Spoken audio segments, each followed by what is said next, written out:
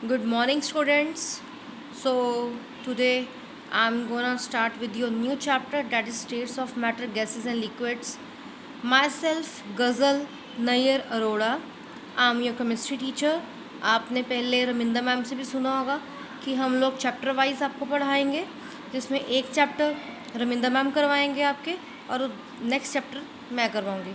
तो one by one हम लोग एक एक चैप्टर को कंटिन्यू करेंगे। तो सबसे पहले हमारा जो आज का टॉपिक स्टार्ट होगा इस चैप्टर के साथ, दैट इज़ अ मैटर। तो बेटा ये चैप्टर जिसमें हम गैसेस और लिक्विड्स को ज़्यादा डिटेल में पढ़ेंगे। तो अभी हम स्टार्ट करेंगे सबसे पहले मैटर के बारे में। So what's the matter? Matter क्या होता है ये आपने पहले भी बहुत बार पढ़ चुके हो इन चीज़ों को।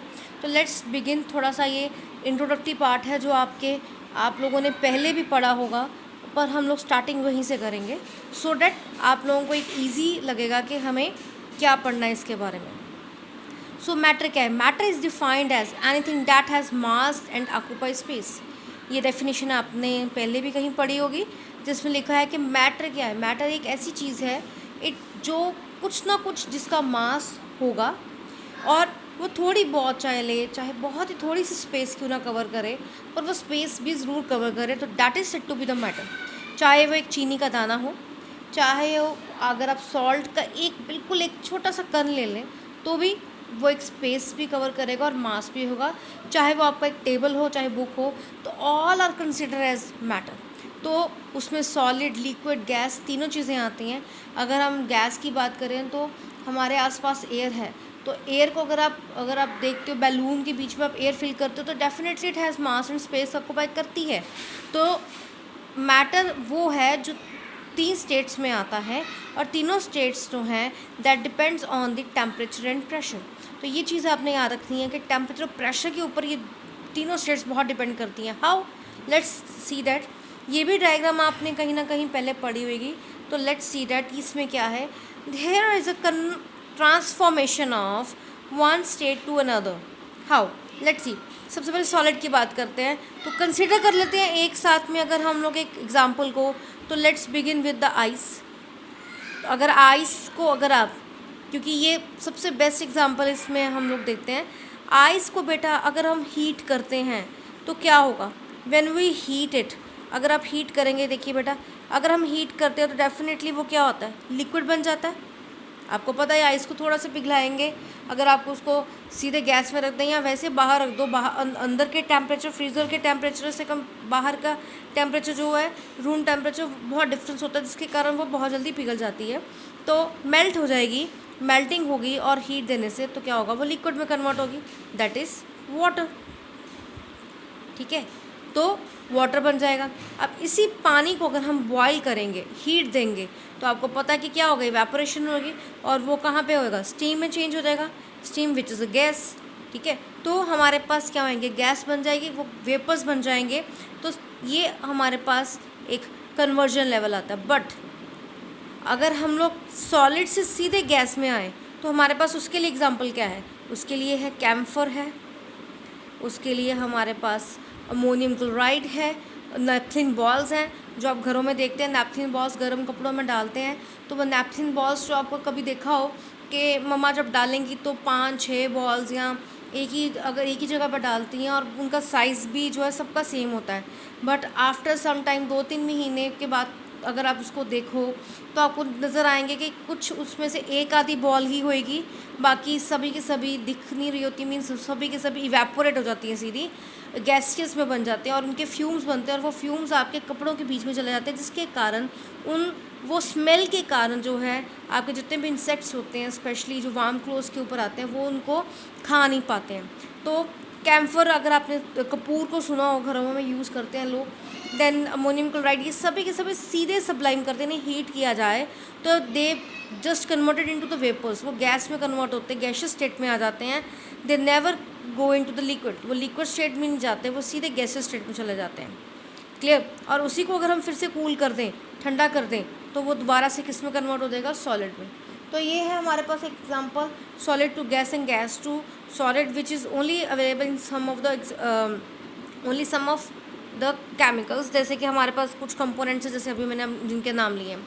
बट अगर हम बात कर रहे थे यहाँ पे आइस से वाटर, वाटर से स्टीम, अब इसी को टर्न लेते हैं।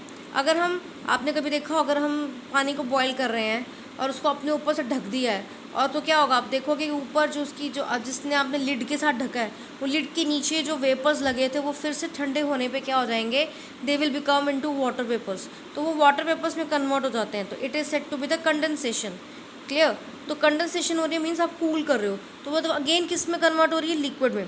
पर उसी लिक्विड को हम अगर फिर से दोबारा से फ्रीज कर दें, फिर से उसको और टेम्परेचर उसका कम कर दें, तो it will get converted into solid.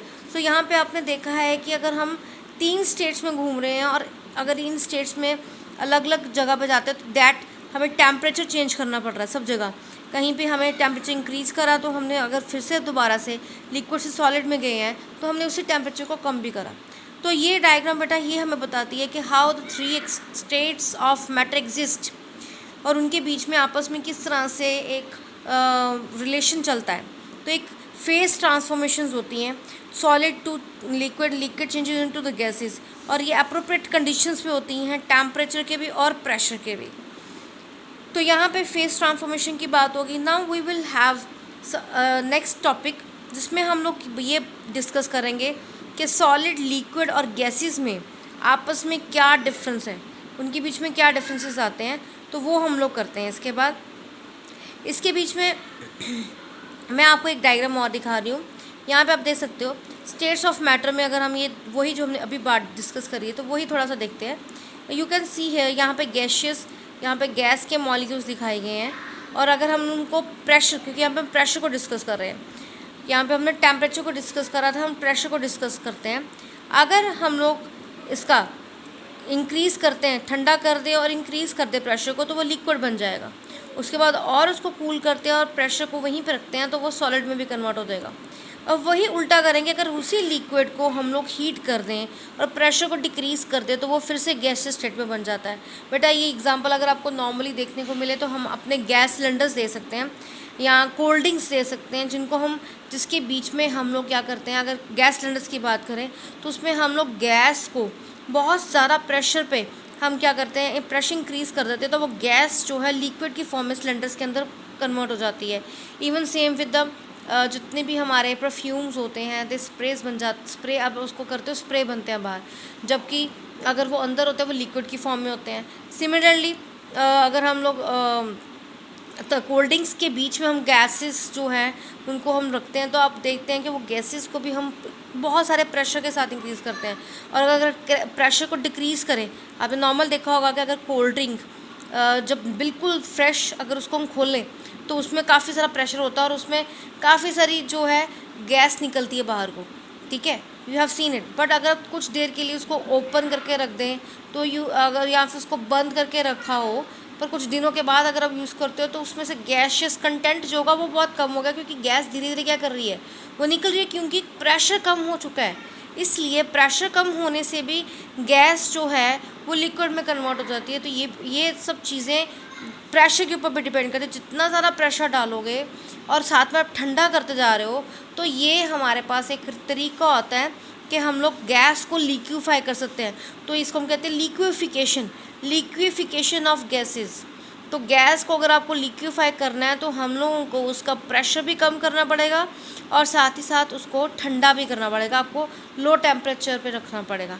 तो वो क्या कन्वर्ट हो जाएगा, उसको हम गैस को हम लिक्विड में कन्वर्ट कर सकते हैं। तो नेक्स्ट टॉपिक हम करते हैं difference between solid, liquid and gases.